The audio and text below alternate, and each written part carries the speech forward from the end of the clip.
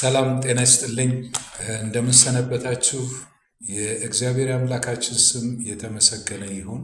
በዚህ አሁን የገባሁት ሰሞኑን በዚህ በቤተ ክርስቲያናችን አስተምህሮ ላይ ቤዛነት የሚለውን ቃል አስመልክቶ ብፁዕ አባታችን አቡነ ገብርኤል በተናገሩት ላይ ባስተማሩት ትምህርት ላይ ብዙ ወገኖች ብዙ የቤተ ክርስቲያን ሊቃውንትና ሌሎችም በዚህ ጉዳይ ላይ ይመለከተናል ያሉ ሁሉ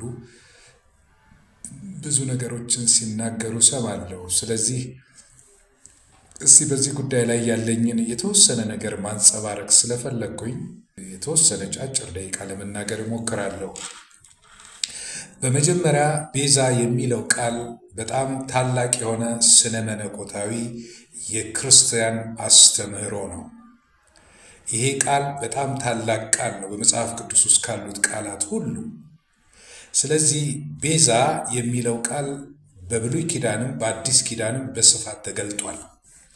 ይልቁንም ደግሞ በዚህ በአዲስ ኪዳን መጽሐፍ ቅዱሳችን ውስጥ ከ16 ጊዜ በላይ ይህ ቃል የተገለጸ ሲሆን ግሪኩ ይሄንን ቃል በአጠቃላይ በመጽሐፍ ቅዱስ ውስጥ በ8 አይነት ቃላት ነው ቤዛ የሚለውን የተናገረው።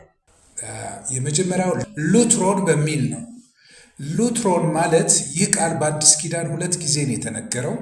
በማቴዎስ ወንጌል ምዕራፍ 20 ቁጥር 28 እና በማርቆስ ወንጌል ምዕራፍ 10 ቁጥር 45 ላይ የተጠቀሰ ቃል ነው። ይሄ ሉትሮን ማለት ትርጉሙ ካሳ ማለት ነው፣ ዋጆ ማለት ነው።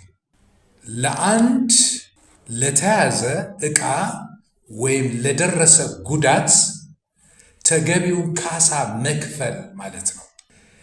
ይሄንን የምንመለከተው እንግዲህ ጌታችንና አምላካችን ኢየሱስ ክርስቶስ ወደዚህ ምድር የመጣው የሰው ልጅ ሊያገለግልና ነፍሱን ለብዙዎች ቤዛ ካሳ ሊከፍል ዋጋ ሊከፍል እንጂ እንዲያገለግሉት አልመጣም የሚለው ቃል የተነገረው በዚህ ሉትሮን በሚል ቃል ነው።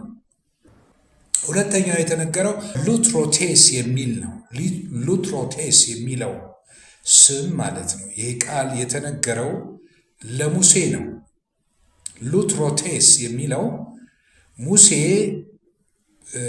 እስራኤላውያንን ከግብፅ ምድር በእግዚአብሔር ረድኤት በእግዚአብሔር ጸጋ ነፃ ስላወጣቸው በሐዋርያት ሥራ ምዕራፍ 7 ቁጥር 35 ላይ እስጢፋኖስ ስለ እስራኤላውያን ሲናገር ሹምና ፈራጅ እንድትሆን የሾመ ማን ነው ብለው የካዱትን ይህን ሙሴን በቁጥቋጦ በታየው በመልአኩ እጅ እግዚአብሔር ሹምና ቤዛ ምን ማለት ነው? ዴሊቨረር ማለት ነው።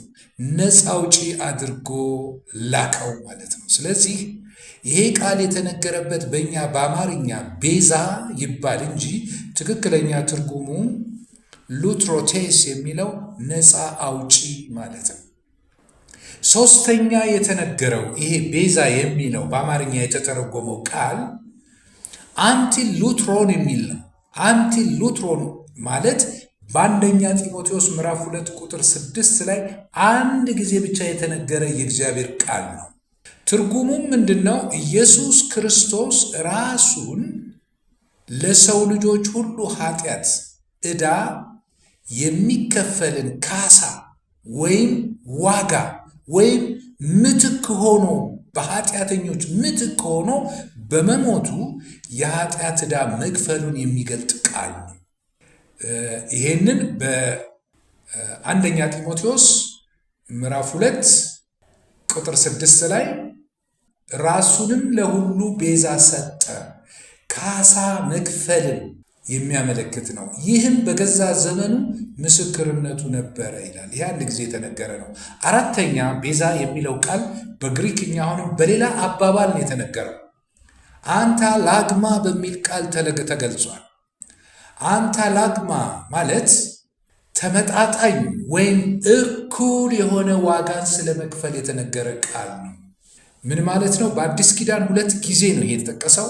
በማቴዎስ ወንጌል ምዕራፍ 16 ቁጥር 26 እና በማርቆስ ወንጌል ምዕራፍ 8 ቁጥር 37 ላይ ተነግሯል። ሰው ዓለሙን ሁሉ ቢያተርፍ ነፍሱንም ቢያጎድል ምን ይጠቅመዋል? ወይስ ሰው ስለ ነፍሱ ቤዛ ምን ማለት ነው? እኩል የሆነ ዋጋ፣ ተመጣጣኝ የሆነ ዋጋ፣ አንታ ላግማ እኩል የሆነ ዋጋ ምን ይሰጣል? አይሰጥም የሚል መልስ ነው የሚኖረን። ለውጥ ሆኖ ለዛ እኩል ሆኖ ለነፍስ ዋጋ መክፈል የሚችል ማን ነው የሚለው ጥያቄ ነው። መልሱ ምንድን ነው የሚሆነው? መልሱ ምንም መስጠት አይችልም፣ ወይም ምንም አድርጎ መስጠት የሚችልበት ነገር የለውም የሚል ነው። አምስተኛ ሉትሮሲስ በሚል ቃል ነው የተነገረው። ሉትሮሲስ የሚለው ቃል ሙሉ ዋጋ ነው፣ ሙሉ ክፍያ ነው፣ ከፍሎ ማስለቀቅና ለራስ ማድረግ ማለት ነው። ይህንን በዕብራውያን ምዕራፍ 9 ቁጥር 12 ላይ ኢየሱስ ክርስቶስ የዘላለምን ቤዛነት ከፍሎ ለራሱ እንዳደረገን የሚናገር ክፍል ነው። ይህ ቃል በሉቃስ ምዕራፍ 2 ቁጥር 38 ላይ ተነግሮበታል። ይህንን የእስራኤል ጌታ አምላክ ይባረክ ጎብኝቶ ለሕዝቡ ቤዛ አድርጓልና ሉቃስ 1:68 ላይም ሉቃስ 2:38 ላይ ተነግሮበታል። ስድስተኛ አሁንም በአማርኛ ቤዛ ተብሎ የተነገረበት ቃል አፖሉትሮሲስ የሚል ነው። ይሄ ከሁለት ቃላት የተመሰረተ ነው። አፖና ሉትሮሲስ ከሚል ነው። አፖሉትሮሲስ መስተዋድዳዊ ሐረግ ነው። ይሄ ማለት ሙሉ ዋጋን አስቀድመን ሉትሮሲስ ማለት ምንድን ነው ብለናል? ሙሉ ዋጋ መክፈልና ማስለቀቅ ነው ብለናል። ስለዚህ አሁን አፖሉትሮሲስ ማለት ዋጋን ከፍሎ ማስለቀቅ፣ መዋጀት፣ መግዛትና የራስ ገንዘብ ማድረግ ማለት ነው።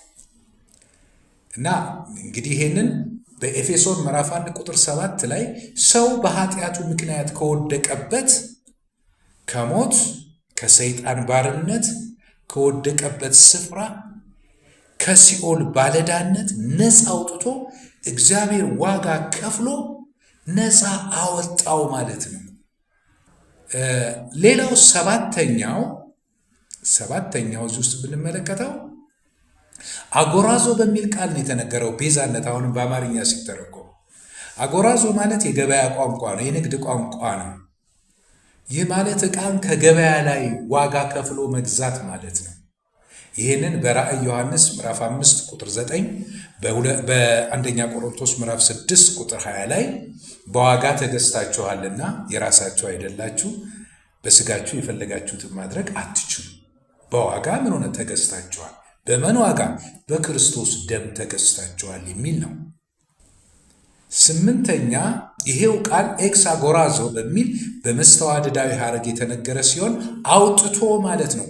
ዋጋ ከፍሎ የተያዘን ንብረት አስለቅቆ ዋጋ ከፍሎ አስለቅቆ ለራስ ገንዘብ ማድረግ ማለት ነው። ይሄንን የምንመለከተው ገላትያ ምዕራፍ 3 ቁጥር 13 ላይ ከሕግ እርግማን ዋጀን ይላል። ከሕግ እርግማን አወጣና ለራሱ አደረገን ማለት ነው። እንግዲህ እነዚህን ሁሉ ስንመለከታቸው እነዚህ ስምንቱም የሚያሳዩን ዋጋ መክፈልንና ለራስ ገንዘብ ማድረግን የተያዘን ማስለቀቅን የሚያሳይ ነው። ስለዚህ እኛ በአዳም ኃጢአት በራሳችንም ኃጢአት ምክንያት ከወደቅንበት ከእግዚአብሔር ከተለየንበት ለሰይጣን ባሪያ ከሆንበት ከሞት በኋላ ፍርድ የሚጠብቀን ኃጢአተኞች ሆነን ሳለን ከዛ ውስጥ ጌታችንና አምላካችን ኢየሱስ ክርስቶስ የኃጢአት ዕዳችንን ከፍሎ ነፃ ወጣን ማለት ነው። ስለዚህ የኢየሱስ ክርስቶስ ሰው መሆን አብይ ጉዳይ ቤዛነትን ለመክፈል ነው ማለት ነው። ጥሩ።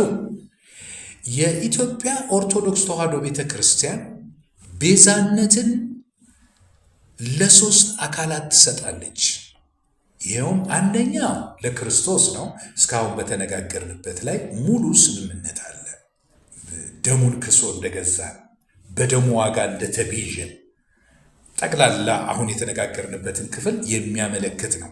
ሁለተኛው ለድንግል ማርያም ትሰጣለች ቤዛነትን።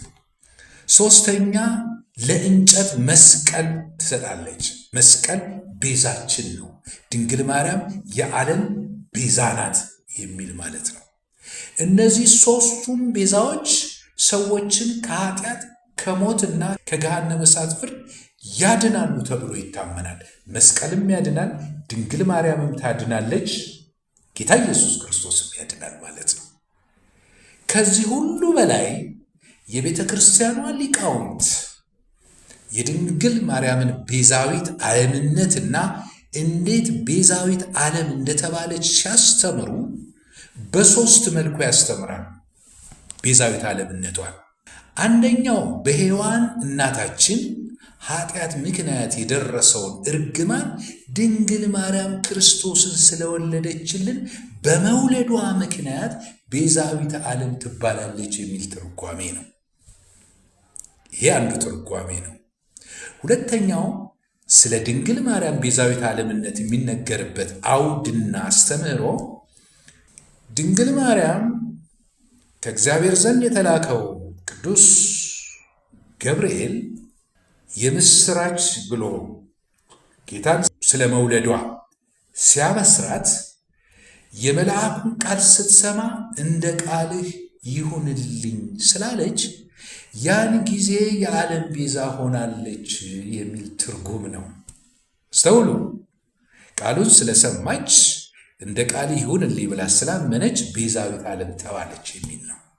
ሦስተኛው የድንግል ማርያም ቤዛነት እንደ ክርስቶስ እንደ ልጇ ድንግል ማርያምም ለሰዎች ኃጢአት ምትክ ሆና በመሞትና በመነሳት ቤዛነትን ከፍላ ሰዎችን ከሲኦልና ከገሃነመ እሳት ፍርድ ነፃ አውጥታለች። በሞቷ ቤዛነትን ከፍላለች የሚል ትምህርት ነው። ስለዚህ ከላይ በ8 አይነት የግሪክ ቋንቋ መጽሐፍ ቅዱስ የሚናገርለት ቤዛነትና ለድንግል ማርያም የተሰጠው ቤዛነት በአንድ ነገር ብቻ ይመሳሰላል። እርሱ ምንድን ነው? ድንግል ማርያም ሞታ ተነስታለች።